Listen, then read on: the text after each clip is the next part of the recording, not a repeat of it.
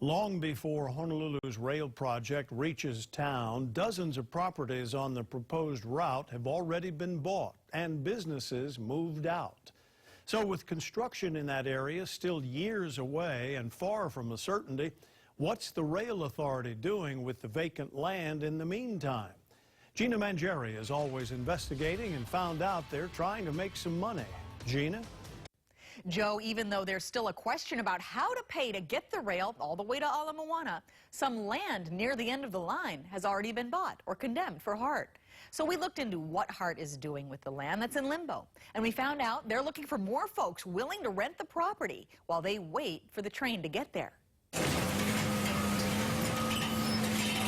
We've seen the bulldozers come in and the fences go up, a pattern that repeats whenever the rail authority takes over a parcel destined to be part of the rail route.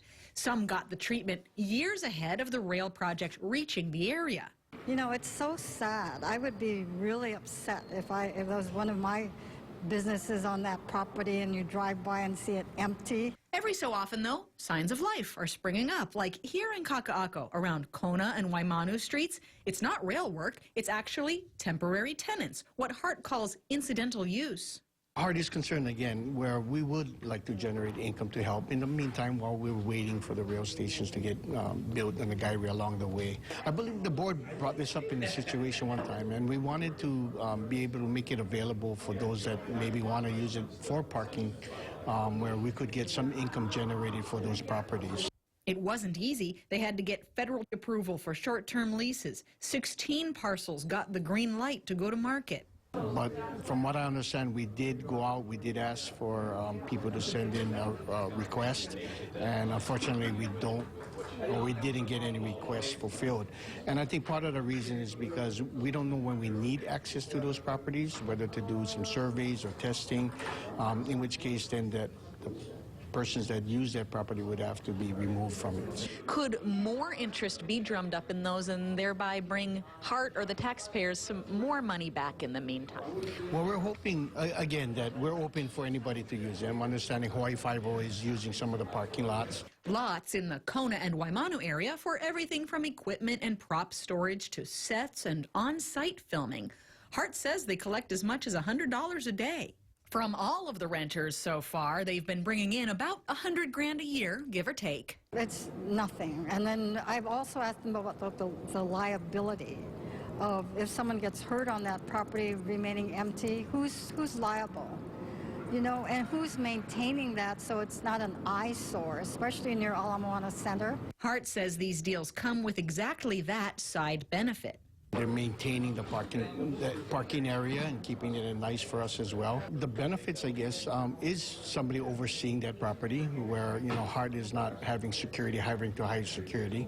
And of course, some of these places, you have the homeless moving into there, so that helps to keep that area nice as well and keep the property safe from illegal activities might be going on. So it is a concern to have just vacant lots and having a fencing around it. Near one of the island's homeless shelters, the Institute for Human Services has signed on to rent some parcels for parking, and notices give folks in the area a heads up.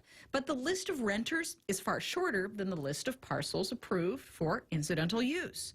Just the movie lots, the shelter parking, and a paid parking lot on the edge of Chinatown along Kekalike Street. We would really wish that somebody would take the advantage to be able to use their property for a while in a positive way. What can you do to help keep better tabs on this? Well, as I say, I introduced a resolution before asking them to plan better and have a plan for what are you going to do with these properties and how can we keep people on them.